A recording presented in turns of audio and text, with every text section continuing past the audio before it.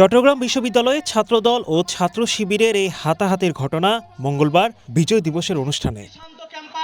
আমরা চাই নিরাপদ ক্যাম্পাস, যেই ক্যাম্পাসের মাধ্যমে শিক্ষার সুষ্ঠু পরিবেশ থাকবে এবং যেই ক্যাম্পাসের মাধ্যমে সম্প্রতি চট্টগ্রাম বিশ্ববিদ্যালয়ের প্রভিসি অধ্যাপক শামীম উদ্দিন খানের একটি মন্তব্য গণমাধ্যম ও সামাজিক মাধ্যমে তীব্র প্রতিক্রিয়া সৃষ্টি করে।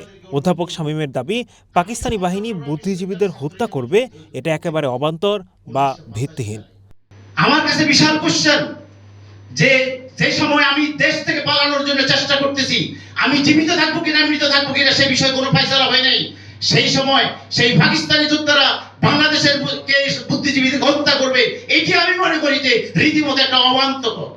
এটা আন্তর্জাতিক ষড়যন্ত্রের মাধ্যমে এদেশকে একটা দেশের কোন রাজ্যে পরিণত করার জন্য বুদ্ধিজীবীদেরকে ষড়যন্ত্রমূলকভাবে হত্যা করা হয়েছে। অধ্যাপক শামীম উদ্দিন খানের এই মন্তব্যের পরিপ্রেক্ষিতে মঙ্গলবার বিজয় দিবসে চট্টগ্রাম বিশ্ববিদ্যালয়ে তৈরি হয় উত্তপ্ত পরিস্থিতি। ছাত্রদল ঘোষণা দেয় তারা বিজয় দিবসের অনুষ্ঠানে অংশ নেবে না, কারণ তাদের দাবি প্রভিসির মন্তব্যে মুক্তিযুদ্ধের ইতিহাস এবং বুদ্ধিজীবীদের প্রতি অবমাননা করা হয়েছে। এ সময় ছাত্রদল ও ছাত্র শিবিরের মধ্যে হাতাহাতির ঘটনা ঘটে, যার ফলে পরিস্থিতি আরও উত্তপ্ত হয়ে ওঠে।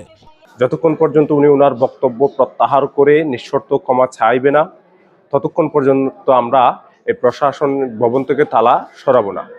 এক পর্যায়ে চট্টগ্রাম বিশ্ববিদ্যালয়ের ছাত্র সংসদের এজিএস আইবুর রহমান তৌফিক সহ ছাত্রদলের নেতাকর্মীরা অনুষ্ঠান বর্জন করে সভাস্থল ত্যাগ করেন। এর আগে সোমবার আন্দোলনকারী শিক্ষার্থীরা চট্টগ্রাম বিশ্ববিদ্যালয়ের প্রশাসনিক ভবনে তালা ঝুলিয়ে দেন। তারা অধ্যাপক শামীম উদ্দিন খানের পদত্যাগ এবং তাকে নিঃশর্ত ক্ষমা চাওয়ার প্রতি আহ্বান জানান। Adnan Delwar, one national desk.